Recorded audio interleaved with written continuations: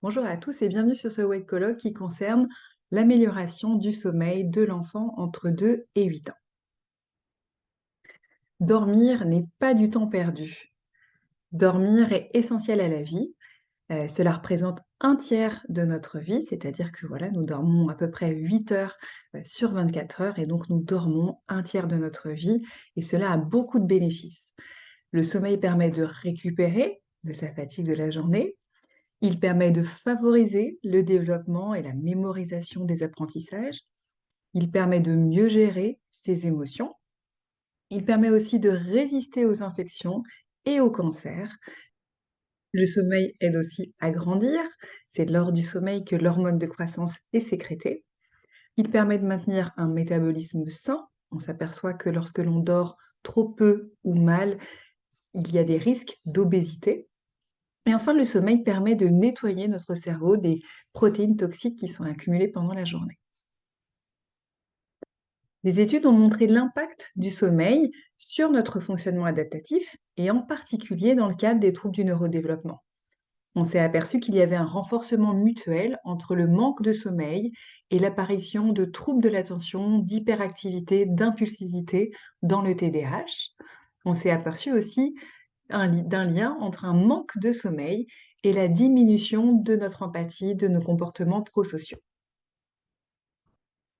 Les troubles du sommeil sont très fréquents chez les enfants avec un trouble du spectre de l'autisme. Ils apparaissent dans 50 à 80% des cas, c'est-à-dire 2 à 4 fois plus que chez les enfants qui n'ont pas de trouble du spectre de l'autisme. Les enfants qui ont un trouble du spectre de l'autisme ont souvent des difficultés à s'endormir, plus des réveils nocturnes, des difficultés à s'endormir seuls et une tendance à un réveil matinal précoce. Alors pourquoi? Il y a eu des études qui ont été faites sur le lien entre la sécrétion insuffisante de l'hormone du sommeil qui s'appelle la mélatonine. Cela peut être aussi lié à des pathologies qui sont associées mais que l'enfant ne parvient pas à exprimer, de l'épilepsie, des troubles gastro-intestinaux, mais aussi parfois des troubles de moralité alimentaire qui peuvent entraîner en fait un manque de nutriments et de la faim pendant la nuit. Cela peut aussi être lié à un traitement sensoriel atypique, par exemple des enfants qui sont plus sensibles en fait à la lumière et au bruit et qui vont être beaucoup plus parasités que les autres des petits changements de lumière ou de l'apparition de certains sons la nuit. Enfin, cela peut être dû à un stress chez l'enfant lié à des changements de rituels, un stress familial, et il va exprimer ce stress par des troubles du sommeil. Comment éliminer la question du stress chez l'enfant? En repérant certains indices, par exemple des troubles du comportement qu'il pourrait y avoir pendant la journée, l'augmentation de stéréotypies ou du bruxisme pendant la nuit ou de la journée, par exemple. Nous allons donc voir qu'est-ce que le sommeil, comment est-ce qu'il fonctionne, comment est-ce qu'il s'organise, pour que vous ayez des clés pour mieux accompagner votre enfant dans le sommeil. Il existe 3 stades de sommeil que nous avons voilà, tous au cours de la nuit. Il y a d'abord la phase d'endormissement et ensuite il va y avoir un cycle de sommeil qui dure à peu près 1 h 30 chez les enfants de plus de 1 an. Ce cycle de 1 h 30 est divisé en 3 temps de sommeil.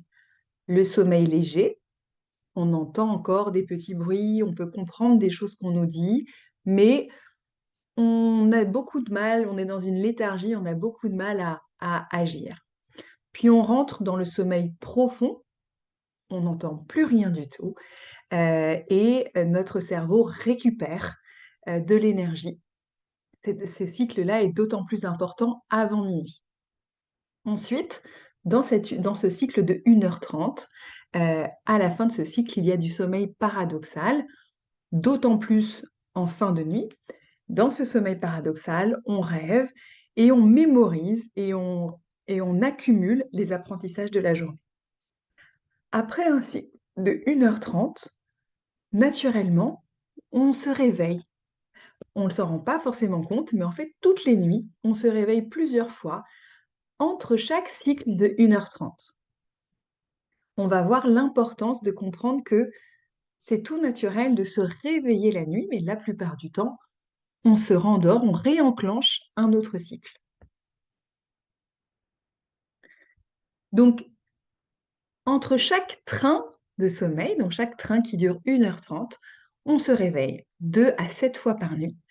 Et lors de ces micro-réveils, dont on oublie l'existence, la plupart du temps, nous recherchons notre cerveau, en tout cas, recherche l'état initial dans lequel il s'est endormi. Pourquoi? Parce que nous sommes des mammifères et nous avons le souvenir que le sommeil peut être, une situation dans lequel il peut y avoir, des dangers on est moins vigilant et donc pendant ce temps de réveil, notre cerveau vérifie: «Est-ce que je suis dans les mêmes conditions qu'au moment de mon sommeil initial?» Donc est-ce que je suis dans la même pièce? Est-ce que je suis dans les mêmes, voilà, avec les mêmes personnes? Si la situation est la même, que lors du coucher, le cerveau se rendort.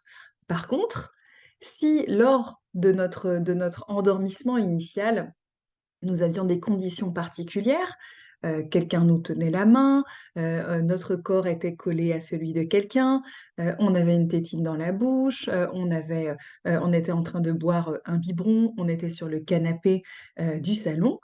À ce moment-là, lorsque l'enfant se réveille pendant la nuit, il est en stress et il recherche les situations d'endormissement initial et il peut se réveiller totalement, voire venir, chercher, les parents ou déambuler dans l'appartement. De combien de temps a besoin votre enfant de sommeil? Il est important d'avoir en tête que les besoins en sommeil varient en fonction de l'âge, mais aussi en fonction des individus. Il y a des personnes qui sont des petits dormeurs et des personnes qui sont des gros dormeurs. Il y a des personnes qui sont plutôt des couche-tard et des personnes qui sont plutôt des couche-tôt. Pour autant, il y a, voilà, des statistiques qui ont montré que, par exemple, des enfants entre 3 et 5 ans ont besoin de 10 à 13 heures de sommeil par jour. Et ensuite ça diminue un petit peu. Entre six et 13 ans, ils ont besoin entre 9 et 11 heures de sommeil, pour être en forme le lendemain. Il est important d'avoir en tête, et vous l'avez sûrement observé, que le manque de sommeil favorise un certain nombre de difficultés chez votre enfant. Le manque de sommeil favorise des troubles du comportement, de l'agitation, des crises, des pleurs, l'augmentation de comportements stéréotypés. Il augmente aussi des troubles de l'attention, des troubles de la mémorisation. Et il peut favoriser de l'anxiété, voire de la dépression si le manque de sommeil se perdure. Et il est important d'avoir en tête aussi que le manque de sommeil favorise les parasomnies, c'est-à-dire des fragilités dans le sommeil, comme l'apparition de cauchemars, des terreurs nocturnes en début de nuit ou de l'énurésie. Enfin, il est important d'avoir en tête que la fatigue entraîne des difficultés d'endormissement. Ça paraît paradoxal, mais plus un enfant est fatigué et plus il est difficile pour lui de rentrer dans un nouveau sommeil. Peut-être que cela vous est déjà arrivé d'être extrêmement fatigué et pour autant de ne plus réussir à vous endormir. C'est ce qui peut parfois arriver chez certains de vos enfants. Et pour les parents, le manque de sommeil favorise aussi des difficultés. Le manque de sommeil de son enfant peut favoriser des insomnies chez les parents, voire des éléments, des périodes de dépression, des conflits parentaux par difficulté à réguler ses émotions et parfois de la maltraitance. Comment fonctionne le sommeil? Un des éléments les plus importants du sommeil est l'hormone que l'on appelle la mélatonine. La mélatonine, c'est un peu comme notre marchand de sable. C'est une hormone qui va être fabriquée pendant la journée. Elle a besoin de certains ingrédients pour s'accumuler pendant la journée et se libérer au moment du coucher.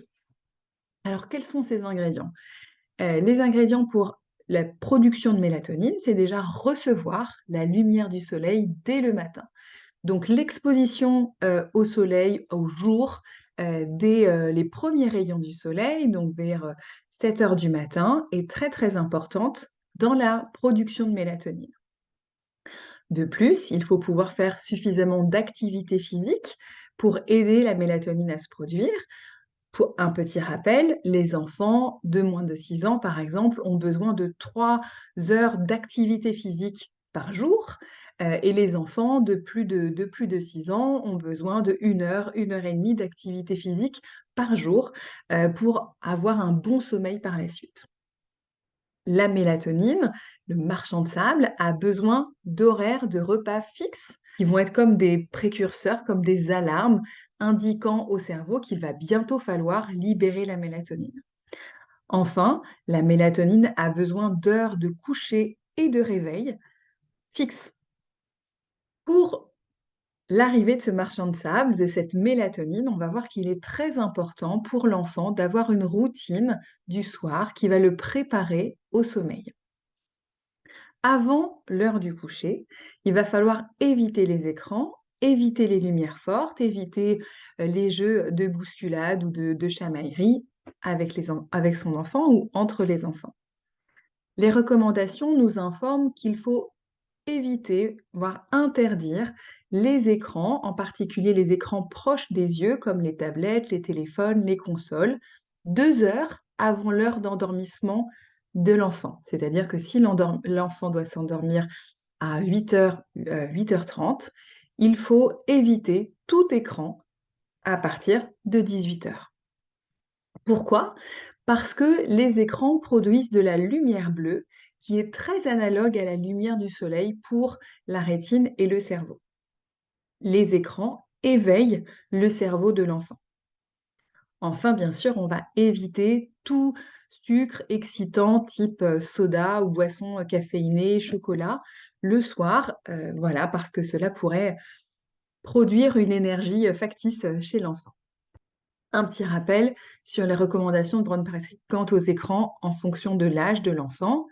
Entre 3 et 6 ans, les enfants peuvent bénéficier de 30 à 45 minutes maximum d'écran par jour et entre 6 et 9 ans, ils peuvent commencer à regarder 1 heure, par jour maximum, pour pouvoir, bénéficier d'autres activités, qui sont essentielles à leur développement et surtout d'activités sociales avec les autres.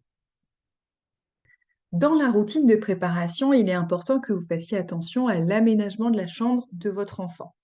C'est le lieu où elle s'endormir et il va passer la nuit, mais il est important d'avoir en tête que des conditions favorisent le sommeil. En effet, nous sommes des mammifères qui percevons des indices dans notre environnement qui nous donnent envie de dormir. Ces indices, ce sont ceux du coucher du soleil, c'est-à-dire la nuit noire, de la descente de la température dans notre environnement et du silence.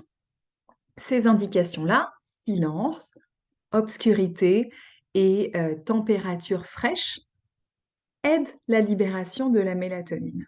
Il faut donc faire attention à ce que lorsque l'enfant est couché, la maisonnée soit la plus silencieuse possible. Peut-être favoriser le fait que de ne pas allumer tout de suite, des écrans ou la radio, pour vous, parents, mais attendre que les enfants soient rentrés dans le sommeil pour pouvoir mettre des bruits de fond dans la maisonnée. De favoriser le fait qu'il y ait une température fraîche, entre 18 et 20 degrés, dans la chambre. Vous pouvez, à cet égard, ouvrir la fenêtre 30 minutes, avant le coucher de vos enfants pour rafraîchir la pièce et on s'assurera que la chambre soit bien obscure. Il est très important d'avoir en tête que la modernité a beaucoup perturbé, le sommeil, des êtres vivants, des humains, des animaux et que toutes les lumières artificielles de la ville impactent négativement le sommeil. Vous pouvez par exemple, vous procurer des rideaux, totalement obscurants par exemple pour s'assurer que votre enfant va avoir un noir total pendant sa nuit. En résumé, du silence, une température fraîche et de l'obscurité sont des ingrédients très importants pour l'entrée dans le sommeil. Certains enfants avec un trouble du neurodéveloppement ont un traitement sensoriel atypique et il est important de le prendre en considération dans la routine du sommeil. Certains enfants vont par exemple chercher des sensations enveloppantes. Ils aiment quand leurs draps sont très très bordés et qu'ils sont serrés dans leurs draps. Certains aiment dormir avec une robe de chambre qui les serre beaucoup ou des édredons lourds, des gros coussins autour d'eux pour avoir des informations proprioceptives qui les contiennent. D'autres enfants, au contraire, détestent ce genre d'informations sensorielles et vont aimer dormir avec juste un pyjama, sans couette. Le plus important, c'est bien sûr votre expertise de parent, que vous puissiez observer votre enfant pour la routine du coucher. Je vous ai dit qu'il était très important de choisir une heure de coucher fixe qui convient à l'organisation de la famille et à l'âge de votre enfant. Mais vous devez avoir en tête qu'un enfant de moins de 8 ans a besoin de s'endormir entre 19 h et 20 h 30. Cela vous semble peut-être très tôt, mais cela correspond aux besoins des enfants. Cela ne correspond peut-être pas aux besoins des parents ou à l'organisation familiale, mais peut-être qu'il va falloir ne pas attendre le retour de papa ou de maman pour s'endormir et profiter d'un temps partagé le lendemain au petit déjeuner, mais favoriser le fait que l'enfant soit endormi avant 20 h 30, car cela va beaucoup l'aider dans la qualité de son sommeil et dans la qualité de son énergie le lendemain. On s'aperçoit que tôt l'enfant se couche et mieux il dort. Dans cette préparation, il est important de choisir une routine d'activité apaisante pour l'enfant. Par exemple, prendre sa douche ou son bain, avoir un petit massage, une petite chanson, lire un petit livre, avoir un gros bisou, un gros câlin de papa et maman. La routine doit commencer 15 à 30 minutes avant l'heure du coucher qui est attendue pour l'enfant. Si l'enfant doit s'endormir à 20 h 30, on commencera la routine dans la chambre de l'enfant à 20 h, 20 h 15. La routine doit se faire dans la chambre à coucher de l'enfant, dans le calme, avec des lumières baissées, avec chacun des parents en alternance. Pourquoi il est important que les parents puissent s'alterner? Pour que l'enfant n'imagine pas que c'est la présence d'un parent en particulier qui amène le sommeil. Il est très important de rester flexible et si vous observez des signes de fatigue et d'endormissement chez votre enfant, comme le frottement des yeux, le bâillement, la diminution de son activité physique, ou au contraire une forte agitation et des pleurs entre 18 h et 20 h, vous pouvez avancer l'heure du coucher pour que votre enfant s'endorme plus tôt. Gardez bien en tête que plus votre enfant se couchera à heure fixe et plus le sommeil, la mélatonine, le marchand de sable, se libérera à heure fixe. S'endormir, c'est se séparer un peu pendant quelques heures. Cela peut générer un peu de stress chez l'enfant, mais aussi parfois chez les parents. Durant la journée, l'enfant doit avoir passé suffisamment de moments de complicité, de partage avec son parent pour pouvoir se séparer sereinement. À partir de 6 mois, les enfants apprécient avoir un doudou, un objet transitionnel qui va représenter en fait l'attachement aux parents. Ce doudou peut être une peluche ou un t-shirt qui a été porté par le parent et qui sent encore son odeur. Cela peut être une poupée, voilà, un coussin, une couverture, peu importe. Le plus important est que l'enfant ait investi positivement cet objet et qu'il lui rappelle la présence rassurante de son parent. Il est important d'avoir en tête que l'enfant doit apprendre à s'endormir seul. De lui-même, il ne va pas forcément imaginer le bénéfice de cette capacité à s'endormir seul, mais savoir s'endormir seul au moment du coucher permet de diminuer les réveils nocturnes. S'endormir seul, ça veut dire s'endormir sans auxiliaire, sans être collé à quelqu'un, sans biberon dans la bouche, sans la main d'un parent posée sur soi, sans tétine, sans le cheveu d'un parent à caresser. Graduellement, vous allez pouvoir proposer des alternatives, on va le voir par la suite, pour que votre enfant se sente totalement prêt à s'endormir seul. Des alternatives pourront être par exemple tenir un doudou ou avoir une poupée dont on peut caresser les cheveux, avoir une peluche lestée qui représente la sensation de la main de son parent sur son torse. Et nous allons voir que vous allez pouvoir vous éloigner progressivement jusqu'à ce que votre enfant comprenne que votre présence n'est pas indispensable à son endormissement. Ce qui est indispensable, c'est des heures fixes, le fait de se sentir aimé et en sécurité et l'obscurité dans la chambre. Si votre enfant ne parvient pas à s'endormir seul, il va falloir lui apprendre progressivement. S'il vous appelle, s'il crie, attendez 1 minute avant de venir. Pour apprendre à votre enfant à s'endormir seul, cela peut prendre plusieurs jours. Il va falloir le faire de manière graduelle. Par exemple, rester à côté de l'enfant, mais ne plus poser sa main sur son torse pour qu'il s'endorme. Ensuite, reculez votre chaise, restez à côté, reculez votre chaise de 1 mètre, puis de 2 mètres, puis sortez totalement de la chambre au fil des jours. Votre enfant vous rappelle ou crie, attendez au moins 1 minute avant de venir. Vérifiez qu'il n'est pas en capacité de se rendormir tout seul.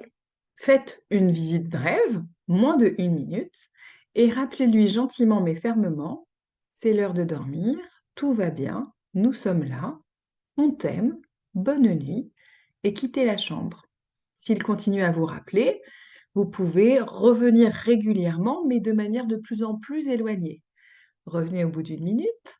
S'il vous appelle encore, attendez 5 minutes pour venir le voir, puis attendez encore 10 minutes pour revenir le voir s'il vous appelle, puis 15 minutes pour revenir le voir s'il vous appelle. Lorsqu'il s'est endormi seul, félicitez-le le matin, de cette victoire, voilà, dites-lui que vous êtes extrêmement fiers de lui.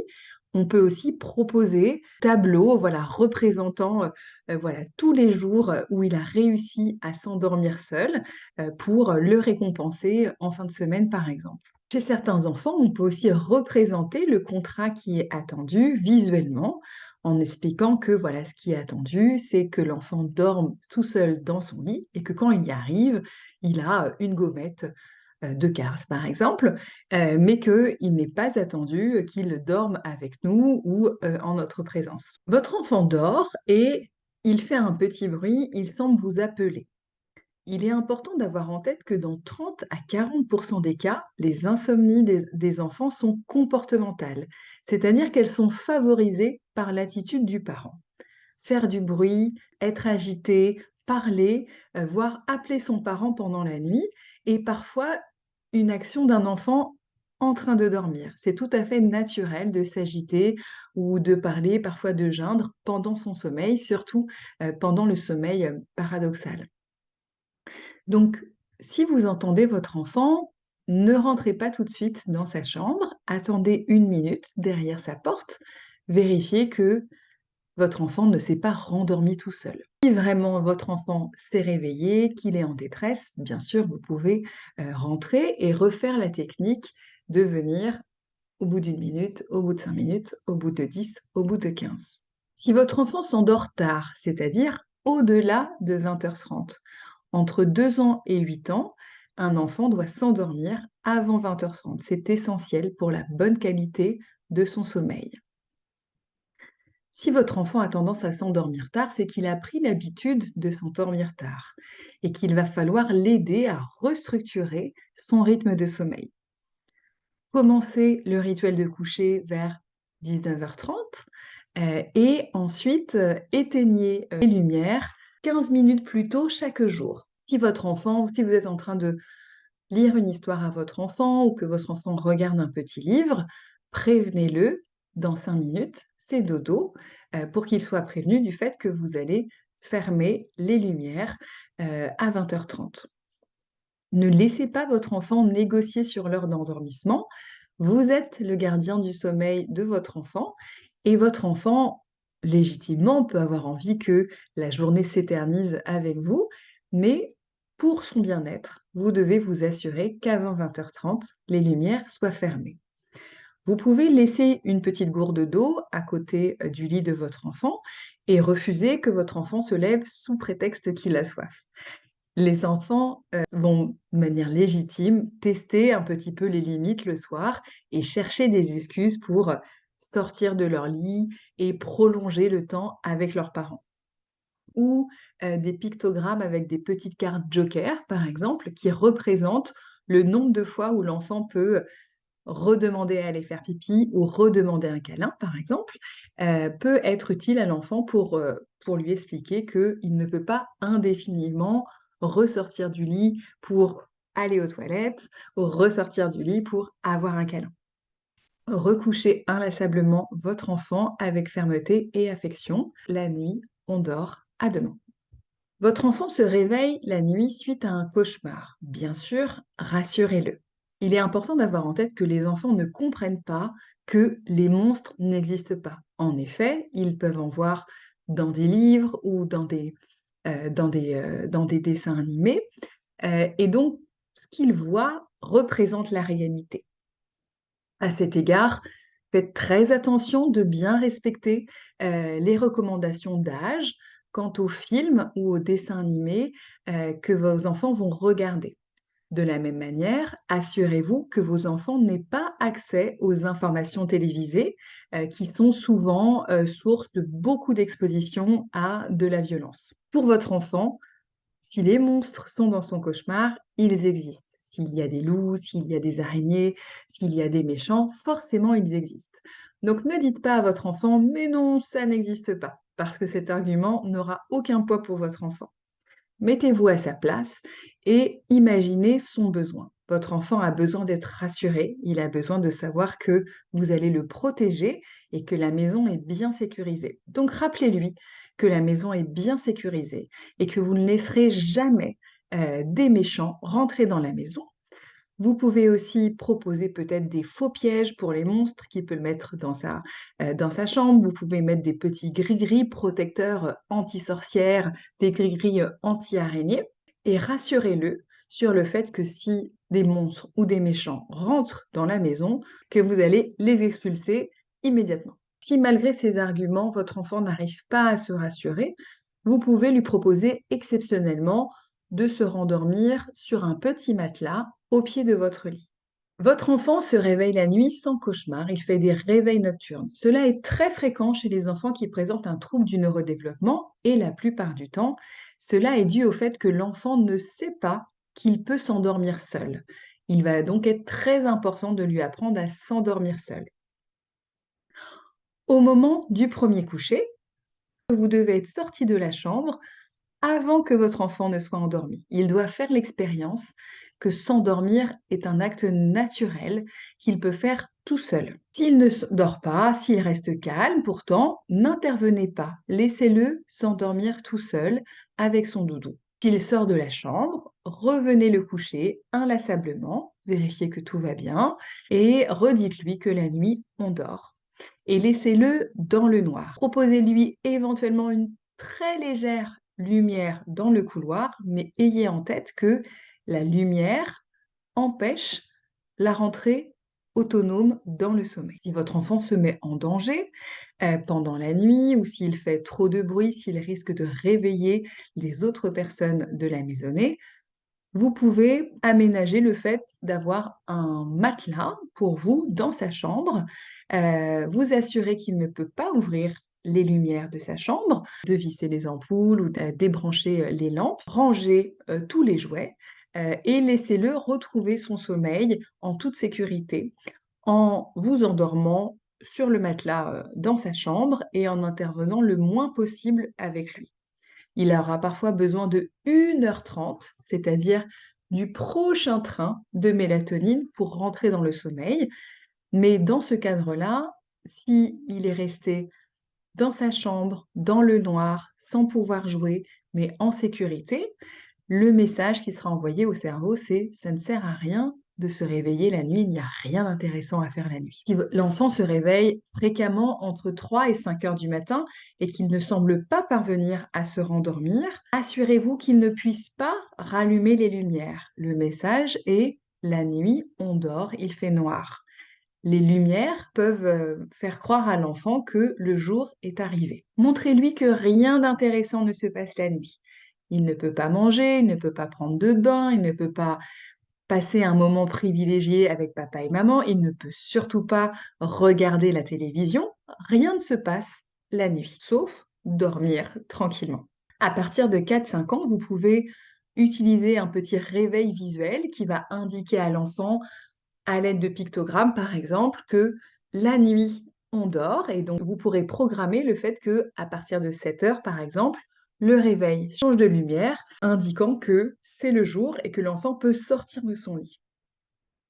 Vérifiez que les lumières de la ville, ne s'allument pas dans la chambre de votre enfant. Dans ce cas-là, Prévoyez des rideaux très occultants dans la chambre de votre enfant. Vérifiez aussi qu'il n'y ait pas de bruits matinaux qui ne soient trop audibles pour votre enfant, des voisins qui partent travailler, le camion poubelle qui passe, très tôt par exemple. Imaginez proposer un casque anti-bruit peut-être à votre enfant qui se réveille le matin pour pouvoir, re-rentrer sereinement dans du sommeil et profiter de toute sa nuit. En résumé, il y a 8 clés pour le sommeil. 1. Faire suffisamment d'activité physique à la lumière du jour et de préférence le matin pour commencer à créer de la mélatonine. 2. Avoir un environnement de sommeil suffisamment aménagé. Une chambre rangée, sans jeux qui pourraient nous donner envie. Une chambre calme, obscure et fraîche. Interdire l'utilisation des écrans 2 heures avant le coucher et proscrire les veilleuses avec des lumières bleues. Couchez votre enfant tôt, entre 19 et 20h30. Ayez en tête que des enfants de moins de 4 ans ont très souvent envie de s'endormir à 19 heures et votre organisation familiale doit pouvoir respecter ce besoin, c'est votre enfant. Essayez au moins une semaine de coucher votre enfant tôt pour voir si ce rythme lui convient. Ayez en tête que il va falloir persévérer plusieurs jours, plusieurs semaines dans le fait d'instaurer un rythme régulier et un coucher avant 8h30 avant que cela soit efficace. Faites en sorte que les rythmes de repas et de sommeil soient fixes pour votre enfant et ce, même le week-end. Il est très important d'avoir en tête que si votre enfant a des difficultés à rentrer dans le sommeil, ces difficultés ne vont pas se résoudre magiquement. Il va falloir instaurer un rythme régulier pendant plusieurs jours. Le rituel d'endormissement doit durer entre 10 et 20 minutes maximum avec les deux parents en alternance. 7e clé, pas de repas pendant la nuit après 12 mois.